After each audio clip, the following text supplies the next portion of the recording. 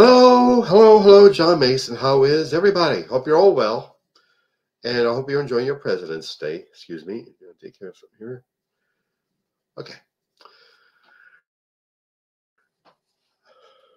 No eye problem. A little dry eye. I went to the VA Friday to have it looked at. And I had it looked at well, actually last week. And I had to have it taken care of. And I look forward to the day when we have Medicare for all. Every American at the same level of quality as the VA. Of course, personally, if we had Medicare for all, I believe the separate VA system should be retained, as veterans have their own issues, health issues, like back in the Vietnam era, the veterans had problems with Agent Orange, the defoliant that they sprayed in the jungles, and in the veterans of Afghanistan have complaints about the toxic fumes from burn pits, and some of them had cancer and died from it. I'm remembering all those genius senators high-fiving each other right on the Senate floor because they blocked the funding for burn pit suffering veterans. And so that's something to be proud of, isn't it? These guys, millionaires and sons of millionaires, who are not in any danger of having to go into some military service and get shot at, making judgments, passing laws related to veterans who could have gotten killed. But I digress. I take this time to raise up the name of Alexei Anatolyevich Navalny, the leader of the opposition to Putin in Russia, who, courageous man as he was, returned to Moscow knowing full well they were going to arrest him. And they put him through all kind of sham show trials, and they put him in a prison north of the Arctic Circle, the kind of place that would make the old Soviet gulags look like kids' summer camps. And of course, Putin and his goons tried to poison him, but he survived that. But the whole treatment he had up there, the prison and the trial, the conditions he was in, were enough to kill him. And that's how Putin wanted it. Putin knew the regime in the prison would kill him, would kill Navalny. Therefore, Putin murdered Navalny. And Trump and his allies make a whole lot of excuses for Putin. Like they refuse to fund military assistance for Ukraine. Putin's war on Ukraine. To help the Ukrainians fight against Putin's forces and maintain their independence as a nation, which Putin refuses to acknowledge.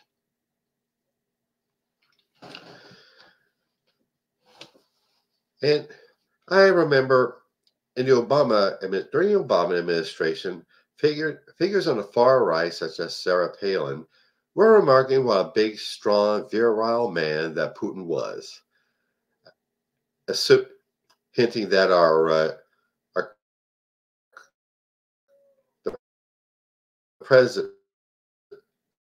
president was sissified.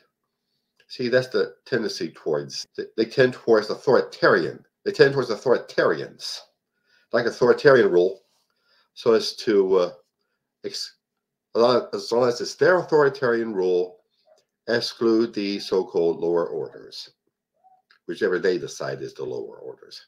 Anyway.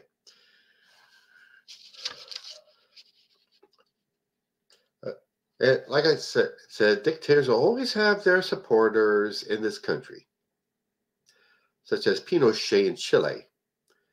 He had a lot of fans Pinochet had a lot of fans in this country because he overthrew the democratically elected government of Chile, overthrew the administration of Salvador Allende, and had Allende killed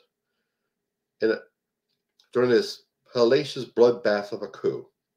And thousands of Pinochet's opponents were slaughtered. And our government didn't give a shit about that. And such conservative figures as Milton Friedman and the William F. Buckley continued to make a cover up for Allende because he protected free enterprise, turned everything over. Pinochet turned everything over to the free market, undid all of Allende's nationalizations of industries. And who cares if a few thousand dissidents were massacred in the most terrible ways? Back in the 20s, Italy under the fascist regime of Benito Mussolini has its excuse makers too. And everyone, there are those who admired how Mussolini brought order to the country, made the trains run on time, all that fun stuff. And who cares if he imposed a dictatorship covering each and every aspect of Italian life? And he served as Hitler's role model, doing that Mussolini one better. Same thing here with Putin. Like I said, Putin has his apologists here too. Think about you, Tucker Carlson, with your interview of Putin, trying to remain relevant as a pundit, just sitting back and letting Putin ramble on with his bullshit interpretation of European history, saying that the Poles were asking for Germany to invade them because they won't cooperate with them anymore. And by the way, Putin brought up your failure to join the CIA. But you sit back and took it. Dictators have a tendency to do that, to humiliate their faithful followers. And also, Tucker Carlson went to this grocery store in Moscow and remarked about how dirt cheap the prices were compared to America. And at that conference, talking about how nice and clean the subways were in Moscow as opposed to in this country. And who gives a shit that Putin is an autocratic dictator who violates human rights in every aspect?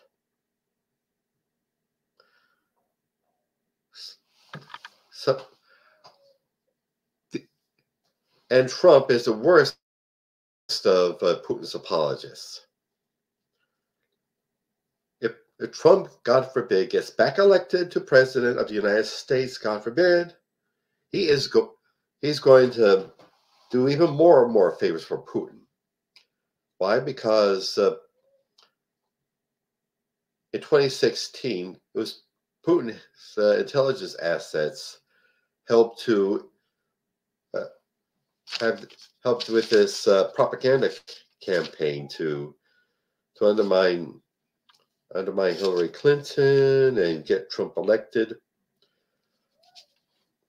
And all the intelligence agencies brought this up, but but Mitch McConnell, who was the majority leader then of the Senate, didn't want that when I brought out because it would look partisan. Because he didn't want it to be a partisan issue, he said nothing. All he wanted was to be House Senate Majority Leader again and again. What kind of leadership is this? The country is in danger of a foreign asset of an enemy country being president of the United States, and he does nothing. He could have called out Trump and said, "Hey, this isn't right. It's not right. You taking this support from Putin."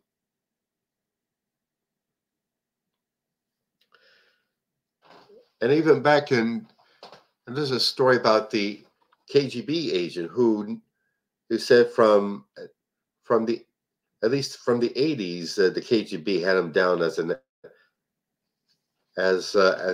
asset, one of their useful idiots, or maybe it's just plain idiot, but whatever. Susceptible to flattery. Well, Americans, it's our job to get out and vote so that this foreign enemy intelligence asshole, whatever, no longer gets back into office. Any office. I heard we are the first line of defense to preserving our democracy. Therefore, we have to get out and vote. And wear my partisan hat here, vote for Joseph Robinette Biden for a second term.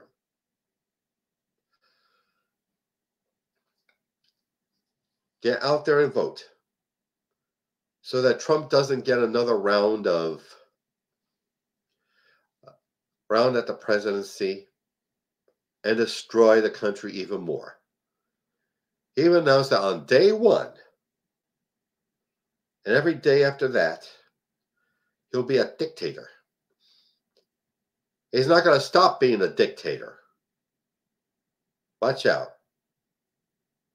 At day 2, and day 3, and day 4, day 100, day 1,000,000. He's going to remain a dictator if he gets back into office. So let's get out and vote and make damn sure he doesn't. Do it out of respect for Navalny. He was willing to die for his country's freedom. All we got to do is walk a couple of blocks to the voting station and vote. So let's do it. That was for you, Navalny. Okay, and now advertisements. All this work I do, this YouTube channel, and my podcast, and the blog, and my poetry, and my fiction, and my writing in general,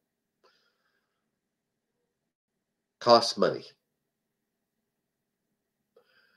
I believe I deserve to be paid for my work. All workers deserve to be paid for their work.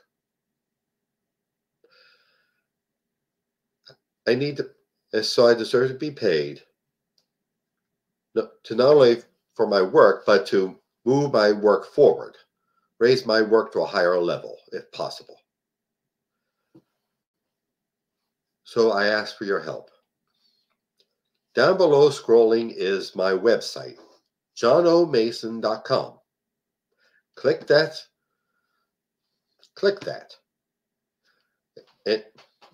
And get on the buttons, either buy me a coffee or PayPal, and donate whatever you can.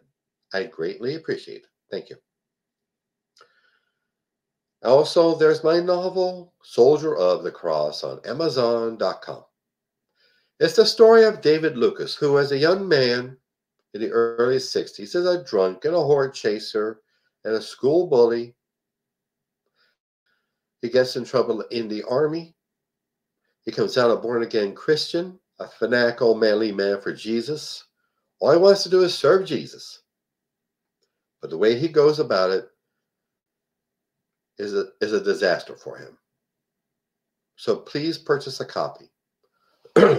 Soldier of the Cross on Amazon.com. And also, Hemperific is a lovely little CBD product store located on Snyder Avenue near 15th Street in South Philadelphia. There you'll find some of the finest cannabis-infused products. Flour and gummies and candies and lip balm and hand sanitizer and flour, like did I say flour? And dog treats. Yep, dog treats. Please, please, please look them up. Hemperific LLC.com. Okay. And also my beloved career and business coach, Michelle Snow. Michelle is way excellent in helping you develop your professional career or small business. Let you know what you're doing right, where you need work, and help you network with other up-and-coming entrepreneurs and small business and professionals. Do please look her up. growwithsnow.com. Okay. Alrighty then. That's our work cut out for us. I know we're up to it. Do it for your country. Get out and vote. And do it in honor of Alexei Anatolyevich Navalny. Thank you. Enjoy your week. Bye.